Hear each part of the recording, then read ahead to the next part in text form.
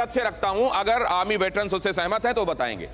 एक defined territory है India की, डिफाइंड टेरिटरी के अलावा एक डिस्प्यूटेड टेरिटरी है जिसमें परसेप्शन का डिफरेंस है। उस परसेप्शन के डिफरेंस वाली जगह पर कौन कब आ गया और उसको लेकर किसको क्या लगा, इसका मसला है। मसला इस बात का नहीं है कि हमारी जो डिफाइंड टेरिटरी है उसमें कोई आ गया, इसको लेकर कहीं कोई शक सुबह है क्या? अब ये जरा समझना चाहता हूं शिवाज सर। देखो दिनेश, इसको मैं समझाने की कोशिश करता हूं। जो 2020 के बाद जिस प्रकार से चीन के 3 फ्रिक्शन पॉइंट पाया था, नॉर्थ और साउथ पैंगोंग और उसके बाद हॉट स्प्रिंग और गोगरा, यहां से चीन के साथ बातचीत होके डिसएंगेजमेंट हो गई है।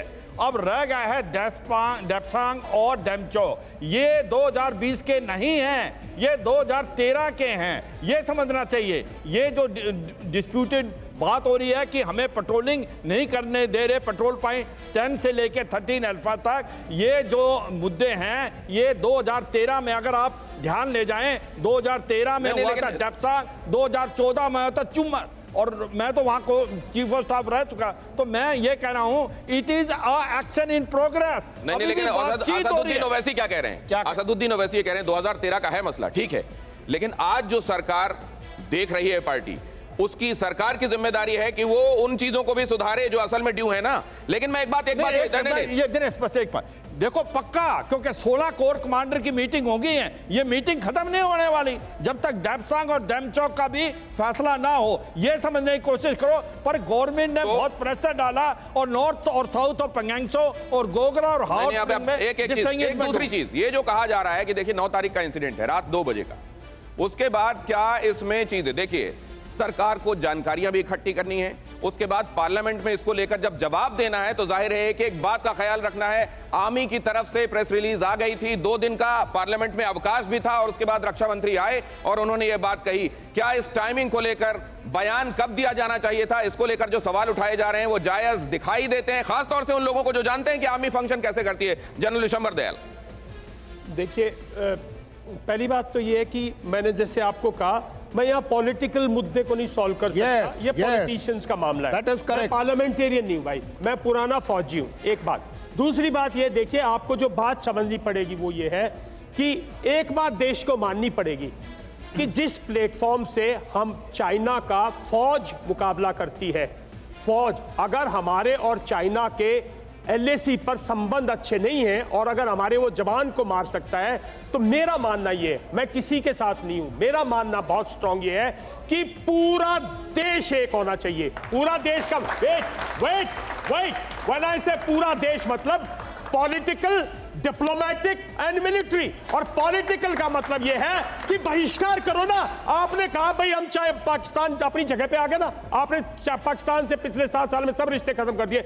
मेरा मानना यह है भूखे मरो, दोबारा अपनी खिड़की बनाओ, अपने दरवाजे बनाओ, ये स्टील जो चाइना से लाना बंद करो यार, आप बंद करो, चाइना वापिस जाएगा। भारतीय सेना, देखिए मैं एक और बात सुनो, एक बहुत बड़ा मिसकंसेप्शन है कि 2014 के बाद भारतीय सेना ये बन गई, ये बन। भाई साहब, जनरल VK भी तो ईस्टर्न आर्मी कमांडर रहे, बुला लो, उनसे पहले चीफ भी तो है। भारतीय सेना 1962 में जो हुआ उसके बाद चाइना को 1962 से आज तक वही कार्रवाई करती है जो 62 में की थी।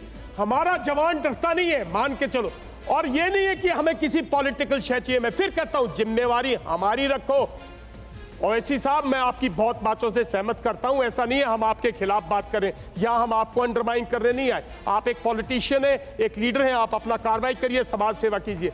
मैं यहां पे सिर्फ इसलिए आया हूं कि जब अगर मेरी जिम्मेवारी मेरे से ले लोगे, मेरी जिम्मेवारी है इस लाइन पे नहीं आएगा। अगर मेरी जिम्मेवारी पॉलिटिशियन ले लेगा तो मैं कहां गया, मेरी तो अहमियत खत्म कर दी।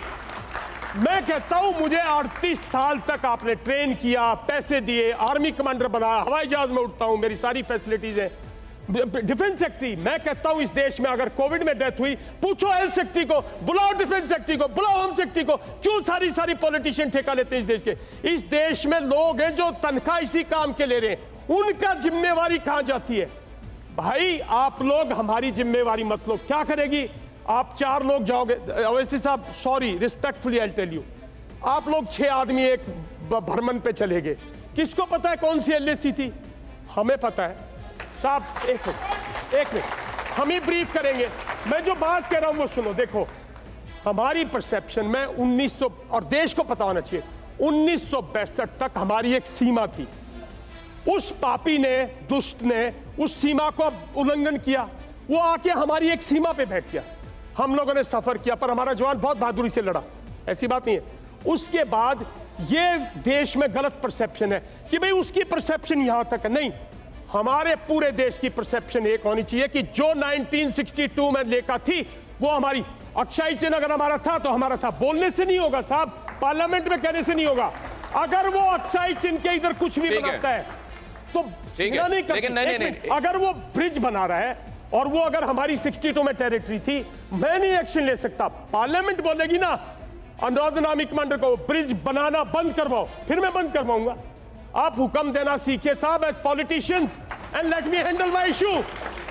आप, मैं जहां तक मैं था उसमें तो मैं नहीं आने दूंगा, लेकिन जिसको न्यूट्रल समझ बैठे हो आप लोग सब, जिसको उसकी परसेप्शन बताते हो, और मेरी भी तो परसेप्शन सुन लो। मेरी परसेप्शन ये है कि 1962 में जो मेरी टेरिटरी थी वो आज भी है, उसके अंदर चाइना कुछ भी करता है तो वो इलीगल है। आप इजाजत दो, मैं उसको स्टॉप करूंगा। मरेंगे ना सारे के सारे। जनरल दयाल, लेकिन एक बात